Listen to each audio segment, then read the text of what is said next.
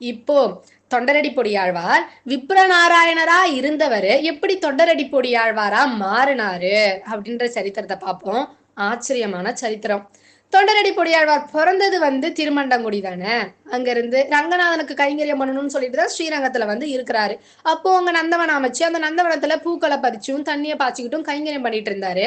அப்போ அந்த சோழ ராஜாவோட ராஜ சபையில நாட்டியம் ஆடுறவ நர்த்தனம் ஆடுறவ தேவதேவி அப்படின்ற திருநாமம் கொண்டவ. அவங்க நாட்டியம் எல்லாம் ஆடிட்டு அவ பிறந்தது திருக்கரம்பனூர். தன்னோட ஊருக்கு போகலாம் அப்படின்னு சொல்லிட்டு போயிட்டு இருக்கா. ஸ்ரீரங்கத்தை தாண்டி தான் போகணும் திருக்கரம்பனூருக்கு.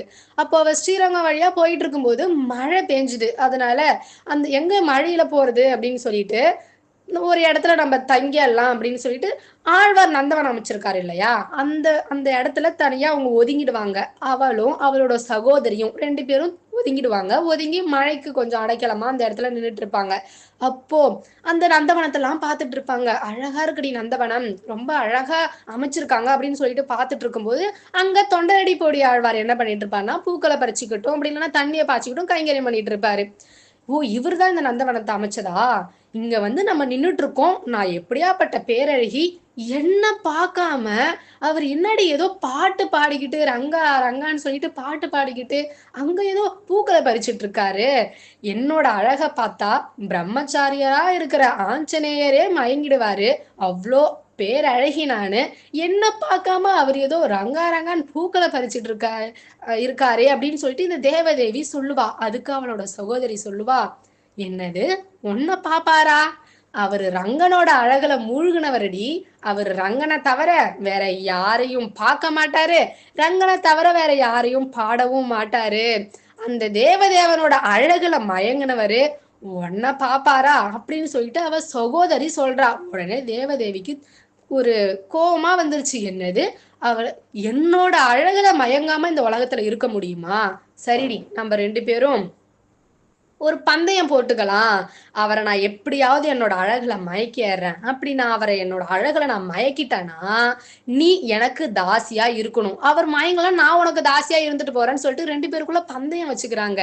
அவ சொல்றா, கண்டிப்பா அந்த ரங்கனோட அழகுல மயங்கினவரு ஒரு நாளும் உன்னை பார்க்க மாட்டாருன்னு சொல்லிட்டு அவளோட சகோதரியும் சொல்றா. இதுக்குன்னே நான் இந்த பந்தயத்துல ஜெயிக்கிறேன் அப்படின்னு சொல்லிட்டு 2 பேரும் பந்தயம் வச்சுக்கிட்டாங்க. வீட்டுக்கு போயிட்டாங்க. இவ என்ன பண்றானா, தன்னை அழகான ஒரு பெண், அழகா ஒரு புடவையெல்லாம் கட்டிக்கிட்டு ஒரு வைஷ்ணவிய போல அலங்காரம் பண்ணிக்கிட்டு ஆழ்வார் முன்னாடி நின்னுட்டு, இது போல நீங்க எனக்கு ஏதாவது ஒரு கைங்கரியம் இருந்தா இங்க கொடுக்குறீங்களா? பூக்களை பறிச்சுக்கிட்டோ இங்க ரங்கநாதன்கிட்ட பெருக்கிக்கிட்டோ எனக்கு ஏதாவது ஒரு கைங்கரியம் கொடுங்க. இந்த ஆத்மா ஒரு நல்ல உஜ்ஜீவனம் அடையட்டும். இந்த ஆத்மாவுக்கு நீங்க தான் கருணை பண்ணணும், கிருபை பண்ணணும்னு சொல்லிட்டு தொண்டரடி பொடி ஆழ்வாரோட மனசு உருகுற மாதிரி இவ கேக்குறா. ஆழ்வார் பார்த்தாரு, ஒரு நல்ல ஆத்மாவா இருக்குமோ, பகவானுக்கு கைங்கரியம் பண்ணணும்னு சொல்லிட்டு கேக்குறாளே, நம்ம ஏதாவது நம்ம உதவி பண்ணலாம்னு சொல்லிட்டு, சரிம்மா நீ இங்கவே இருக்கலாம், இங்கவே இருந்து ஏதாவது கைங்கரியம் பண்ணிக்கிட்டு இரு அப்படின்னு சொல்லிட்டு தொண்டரடி பொடி ஆழ்வாரும் கருணையால ஒத்துக்கிறாங்க. இவ என்ன பண்றானா, நல்லா பக்தியா இருக்கிறது போலயும் பகவானை பத்தி நிறைய கதைகளை பேசுறா, கேக்குறா, பக்தியா கைங்கரியம் பண்ணிட்டு இருக்கா. இவருக்கு தோணுது, நல்ல குணமுள்ள பொண்ணு அப்படின்னு சொல்லிட்டு தொண்டரடி பொடி ஆழ்வாரும் நினைச்சுக்கிறாரு. ஒரு நாள் ஒரு நாள் அதிகமா மழை பெய்யுது. இவ வெளியில மரத்துக்கு அடியில தான் தங்கிட்டு இருக்கா. அப்போ அந்த மழையில ஃபுல்லா நனைஞ்சிடுறா. நனைஞ்ச பிறகு ஆழ்வார் எதிர்ச்சியா பார்த்த பிறகு, ஐயோ மழையில நனைகிறாளே, உள்ள வாமா, நீ உள்ள வா, நீ மழையில நனைவேனா கொஞ்ச நேரம் உள்ள இருந்துட்டு போ அப்படின்னு சொல்லிட்டு சொல்றாரு. இவளும் உள்ள வரா. மழையில நனைஞ்ச கோலத்தோட இருக்கிறா. எப்படியோ ஆழ்வார தன்னோட வலைக்குள்ள விழ வச்சுட்டா. ஆழ்வார வசப்படுத்திட்டா. ஆழ்வார் தேவதேவா தேவதேவான் ரங்கனை பாடிட்டு இருந்தவரு, ரங்கனையே நினைச்சிட்டு இருந்தவரு இப்ப ஆப்போசிட்டா மாறிட்டாரு. தேவதேவி தேவதேவின்னு அவ பின்னாடியே சுத்திட்டு இருக்காரு ஆழ்வார். இந்த அளவுக்கு தொண்டரடி பொடியாழ்வார் விப்ர நாராயணரையே மாத்திட்டா இவர் ஸ்ரீரங்கத்தை மறந்து ரங்கநாதனையும் மறந்து பூமாலை கட்டுறது பாமாலை கொடுக்கறது எல்லாத்தையும் மறந்து தேவதேவி வீட்டுக்கு போயிட்டா. போயிட்டாரு. தேவதேவியே கதி அப்படின்னு சொல்லிட்டு இருக்கிறாரு. அப்போ ஆழ்வார்களே பயந்தது புலன்களை பார்த்துதான். இந்த புலன்கள் ஆழ்வார்களுக்கே இப்படி பண்ணுதுன்னா நம்மெல்லாம் அழ்ப்போம். சம்சாரத்துல சாதாரணமா உழண்டுட்டு இருக்க நம்மளுக்கு சொல்லவே வேணாம். அப்போ ஆழ்வாரையே இப்படி மாத்துற இந்த புலன்கள் நம்மளை எப்ப எப்படி மாத்துனே தெரியாது. அதனால்தான் பக்தர்களா இருந்து பகவானையே எப்பவும் நினைச்சிட்டு இருக்கணும். அந்த ஆச்சாரியரோட அனுகிரகத்தால நம்ம புத்தி தப்பான வழியில போக விடாம அந்த ஆச்சாரியர்களும் ஆழ்வார்களும் பகவானும் தான் நமக்கு அனுகிரகம் பண்ணணும்னு பிரார்த்தனை பண்ணிக்கணும். ஆழ்வார் தேவதேவியே கதின்னு சொல்லிட்டு அவ வீட்டுல இருக்கிறாரு. இவ என்ன பண்ணிட்டானா, ஆழ்வார்கிட்ட இருக்கிற எல்லா சொத்து எல்லாமே தீர்ந்த பிறகு இனிமே உனக்கு இங்க இடம் கிடையாது அப்படின்னு சொல்லிட்டு ஆழ்வார் தொண்டரடிப்படி ஆழ்வார் விப்ரநாராயணர் வீட்டை விட்டு வெளியில துரத்திடுவா.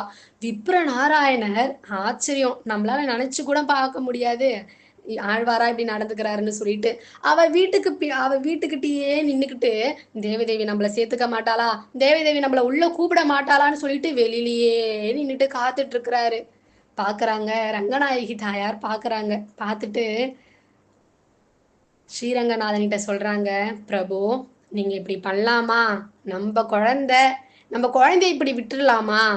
நம்ம குழந்தைய நீங்க தான் அனுகிரகம் பண்ணணும். நீங்க தான் அனுகிரகம் பண்ணி நம்மளோட பக்தரா நீங்க தான் மாத்தணும்.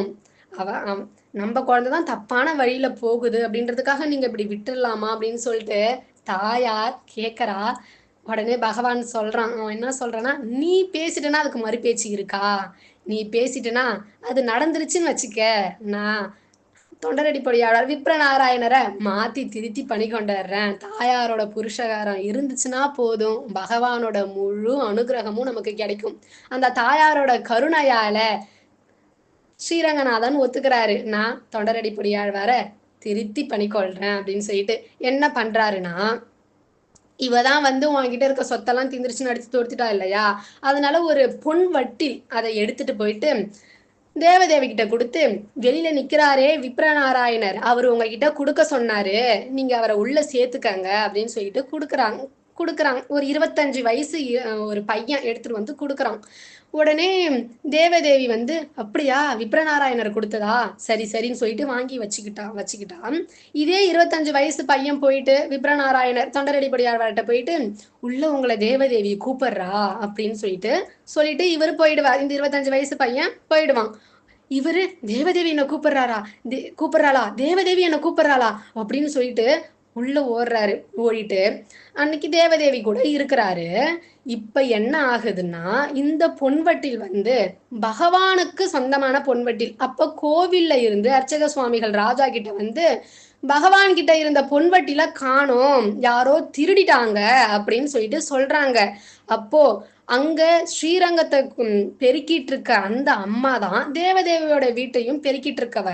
அவ சொல்றா, நான் பகவான் இடத்துல இருந்த பொன்வட்டியில தேவதேவியோட வீட்டுல பார்த்தேன் அப்படின்னு சொல்லிட்டு அவ சொல்லியாரா. உடனே ராஜா இப்பவே அழைச்சிட்டு வாங்க, தேவதேவி இப்பவே அழைச்சிட்டு வாங்கன்னு சொல்லிட்டு ஆணை போடுறாரு. தேவதேவி அழைச்சிட்டு வந்தா, பகவான் இடத்துல இருந்த பொன்வட்டில் உன்கிட்ட எப்படி வந்தது?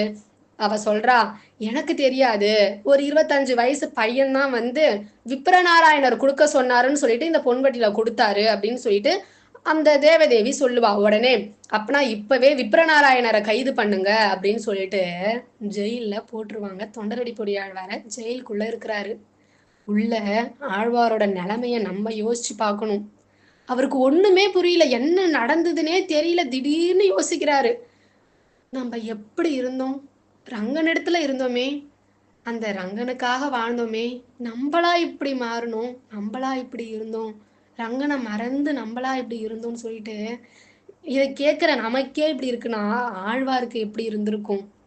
அந்த ரங்கனை மறந்து இப்படி நம்ம பண்ணிட்டு இருந்திருக்கோமே, நம்ம யார் வீட்லயோ போய் நின்றுட்டு இருந்திருக்கோமே, இந்த ரங்கனுக்கு நம்ம இப்படி இப்படி துரோகம் பண்ணிட்டோமே அப்படின்னு சொல்லிட்டு ஆழ்வார் அழுகிறாரு. கண்ணுல இருந்து கண்ணீரா ஆழ்வாருக்கு ஊத்துது. ராஜாவுக்கும் தூக்கம் வரல. அவர் என்ன யோசிக்கிறாருன்னா, பகவானுக்கு கைங்கரியம் பண்ணணுன்றதுக்காக தான் அவதாரம், பிறந்த இடத்துல இருந்து ஸ்ரீரங்கத்துக்கு பகவானுக்கு கைங்கரியம் பண்றவரு நிரபராதியா இருப்பாரோ? அவருக்கு நம்ம தண்டனை கொடுத்துட்டோம்னா என்ன பண்றது? ஒரு நிரபராதிக்கு நம்ம ஒரு நாளும் தண்டனை கொடுக்க கூடாது.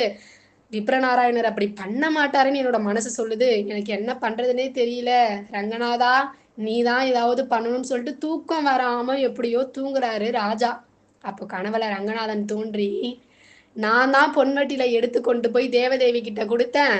என்னோட பக்தர் ஒரு நாளும் இது போல தப்பு பண்ண மாட்டாங்க. இப்பவே என்னோட பக்தனை விடுவிச்சிடு அப்படின்னு சொல்லிட்டு ரங்கநாதன் ராஜாவோட கனவுல வந்து சொல்றாரு. அடுத்த நாள் ராஜா சந்தோஷமா எழுந்திருக்கிறாரு. இப்படியாப்பட்ட கனவா? எனக்கு தெரியும். ஒரு நாளும் உனக்காக கைங்கரியம் பண்ணணும்னு வந்த பக்தராச்சே, ஒரு நாளும் இப்படி தப்பு பண்ண மாட்டாருன்னு சொல்லிட்டு சந்தோஷமா கதவையும் திறந்து விட்டு, ரங்கநாதன் உங்களை விடுவிக்க சொன்னாருன்னு சொல்லிட்டு கனவுல ரங்கநாதன் தோண்டி இது போல சொன்னதெல்லாம் ஆழ்வார்கிட்ட சொல்றாரு. ஆழ்வார் போறாரு குடு குடு குடுன்னு ரங்கநாதன் கிட்ட ஓடுறாரு. ரங்கநாதா, என்ன மன்னிச்சிடு, உனக்கு போய் இப்படி துரோகம் பண்ணிட்டனே, என்ன நீ ஒரு நாளும் தப்பான வழியில போக விடாத. எனக்கு இப்பதான் புரியுது, உனக்கு பக்தரா இருந்தா மட்டும் பத்தாது, உனக்கு பக்தனா இருந்தா என்னோட புத்தி தப்பான வழியில தான் போகும். நான் அடியவர்களுக்கு அடியவனா மாற போறேன்.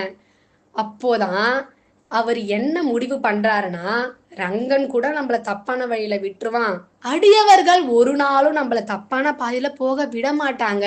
அடியார்களோட சம்பந்தம், பாகவதர்களோட சம்பந்தம் நம்மள எப்பவுமே நல்வழியில தான் இட்டுட்டு போகுமே தவிர ஒரு நாளும் தப்பான பாதையில இட்டுட்டு போவாது.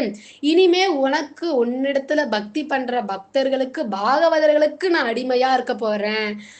தொண்டர் அடி பொடி, பக்தர்களோட பாத தூசு, பாத மண்ணுன்னு தன்னோட திருநாமத்தை மாத்திக்கிட்டாரு.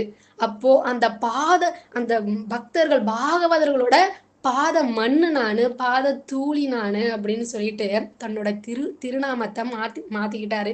இப்போதான் விப்ர நாராயணரா இருந்தவரு தொண்டரடி பொடி ஆழ்வாரா மாறிட்டாரு.